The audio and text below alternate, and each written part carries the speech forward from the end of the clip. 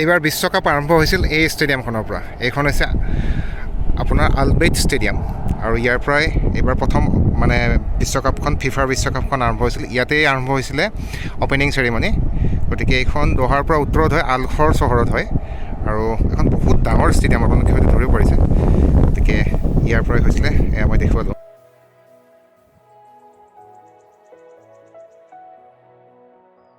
চাওক কিমান ধুনীয়া বাস্তৱ। আৰু ঘূৰি আহি পালোঁ আলখৰৰ পৰা। এই বাস্তৱটো চাওক। আৰু সেইফালে এখন লোচেল ষ্টেডিয়াম, কি সুপৰিকল্পিত। ইয়াৰ পৰা আপুনি মেট্ৰ' ষ্টেচন পাম, সোঁফালে বাওঁফালে হ'লে ষ্টেডিয়াম। এইখনে হৈছে লুচাইল ষ্টেডিয়াম। আৰু ষ্টেডিয়াম বুলি ক'লে আপোনালোকে দেখিছে খুব বাতিৰ নিচিনা এটা, কিন্তু ইয়াৰে প্ৰত্যেকখন ষ্টেডিয়ামৰ একোটা তেওঁলোকৰ নিজৰ সংস্কৃতিৰ লগত জড়িত এয়া আছে, মানে আৰ্কিটেকচাৰ এটা আছে। আপোনালোকে হয়তো ইণ্টাৰনেটটো পাব, মই বৰ বেছি ক'ব নাযাওঁ। আৰু এয়া বৰ্তমান মই আৰ্জেণ্টিনা আৰু চৌদি আৰবিয়াৰ মেটছৰ পাছত আজি এখন খেলৰ কাৰণে ইমান মানুহ আহিছিলে। মই ৰাতিপুৱাৰ পৰা মানে মই আহি পাইছোঁ আজি ৰাতিপুৱাই, কিন্তু মোৰ গা বেয়া খুব। তথাপিতো আৰু যিহেতুকে মেটছত মোৰ টিকেটেই নাছিলে এইখনত, তথাপিতো মেটছ শেষ হোৱাৰ পাছত হ'লেও আহিলোঁ। যথেষ্ট ধুনীয়া পৰিৱেশ আৰু মানে সেই আৰু এয়া বিশ্বকাপ চহৰ বৰ্তমান। চাওক ইয়াত লাখৰ ওপৰত মানুহ আছে। মই অলপ আগতে লাইভ দিছোঁ ইতিমধ্যে। আৰু এয়া মই উদয় কাশ্যপ পৃথিৱী ঘূৰি ফুৰা মানুহ ঘূৰি আছোঁ। এয়া বিশ্বকাপত যেনিবা আহিলোঁ এইবাৰ।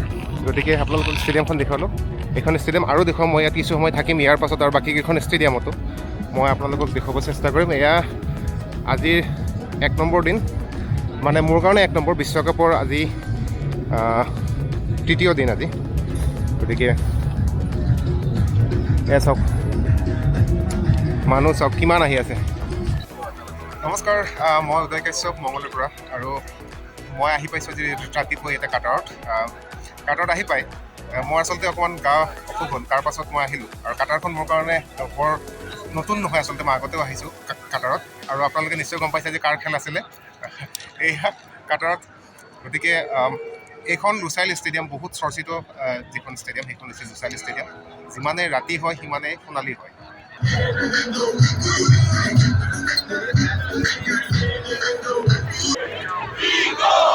চাওক কি ধুনীয়া এটা পৰিৱেশ। মই 8খন ষ্টেডিয়ামত ঘূৰিম বুলি কৈছিলোঁ, তাৰ ভিতৰত এইখন দ্বিতীয়খন ষ্টেডিয়াম, মানে মোৰ নাম্বাৰত। যোৱাকালি আপোনাক লুচাইল দেখুৱালোঁ আৰু এইখন হৈছে আপোনালোকৰ আল তামুমা ষ্টেডিয়াম। মোৰ আজি 4ৰ্থ দিন ইয়াতে। আৰু মই বৰ্তমান আহিছোঁ এডুকেশ্যন চিটি ষ্টেডিয়ামখনত। মই যিহেতুকে কৈছিলোঁ যে মই নিজে চেষ্টা কৰিম গোটেইখিনি দেখুৱাবৰ কাৰণে, বা মোৰ নিজৰ ইচ্ছা আছে গোটেইখিনি। গতিকে এডুকেশ্যন চিটি ষ্টেডিয়ামখনো সন্ধিয়া আৰু বেছি ভাল লাগিব আচলতে। তাৰোপৰি আৰু গোটেইখিনি ঠাইতটো সন্ধিয়া অহা ভাল নহয়, মানে সময় নহয় আচলতে। গতিকে ইয়াত এইখন ষ্টেডিয়ামখনত সোমালোঁ। আৰু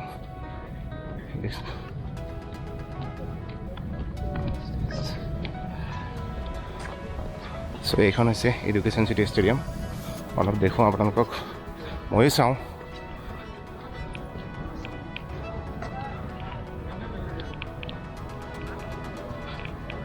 এইখন চালে ষ্টেডিয়ামখন।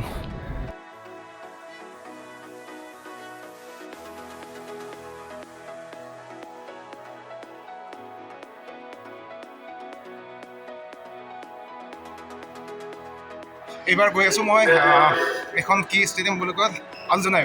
খুব ধুনীয়া, মোৰ কাৰণে ভাল লাগে। আৰু পুৰা নেক্সট ধৰণৰ ষ্টেডিয়াম হয়, তাতে যাম। এয়া মই এডুকেশ্যন চিটিৰ পৰা আহিলোঁ। ষ্টেডিয়াম দিছ চাইড। সিহঁতক দিনটো কষ্ট দিছে, কিন্তু মানুহে সিহঁতে মিমছ বনাইছে। সেইটো নকৰিব দেই। মানুহবিলাকে সকলোৱে পেটৰ কাৰণত কোনে কি কৰা নাই, ৰাইট? আমিও আজি বিশ্বকাপত এনেই আহিব পৰা নাই নহয়। 12 ঘণ্টা বা 14 ঘণ্টা কাম কৰোঁ। চ' এয়া মই আলজোনা ষ্টেডিয়ামত।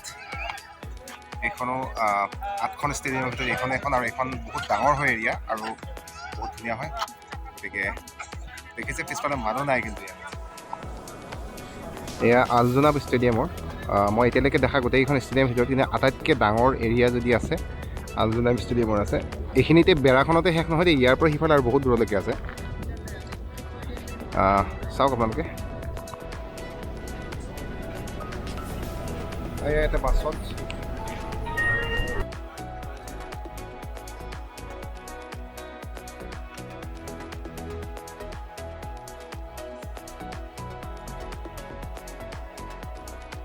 তেতিয়াৰ পৰা বিচাৰিয়ে আছোঁ আহমেদ আলী বিন ষ্টেডিয়াম, বাকীবিলাক পালোঁ, এইখন মানে গৈ নাপাওঁ।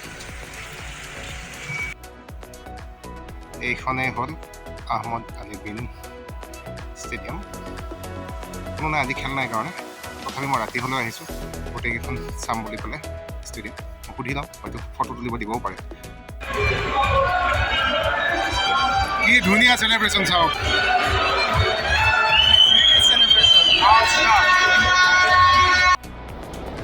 এতিয়া গৈ আছোঁ আবত ইয়ালৈকে গৈ আছোঁ। তাৰ পৰা আমি ষ্টেডিয়াম 974 যিখন এইবাৰ কৰিছে ডিমাউণ্টেবল ষ্টেডিয়াম, সেইখন চাবৰ কাৰণে গৈ আছোঁ।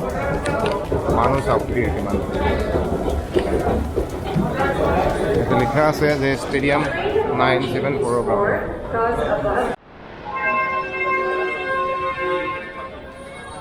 এইখন চাব ষ্টেডিয়ামখন, যিখন ষ্টেডিয়াম আপোনালোকে দেখি আছে যে কৈ আছে সিহঁতে কিবা কিবি বাকচেৰে বনোৱা বুলি পেলাই, ভাঙা বাকচ নে কিবা মুঠৰ ওপৰত, সেইখন আপোনালোক দেখুৱাব আনিলোঁ।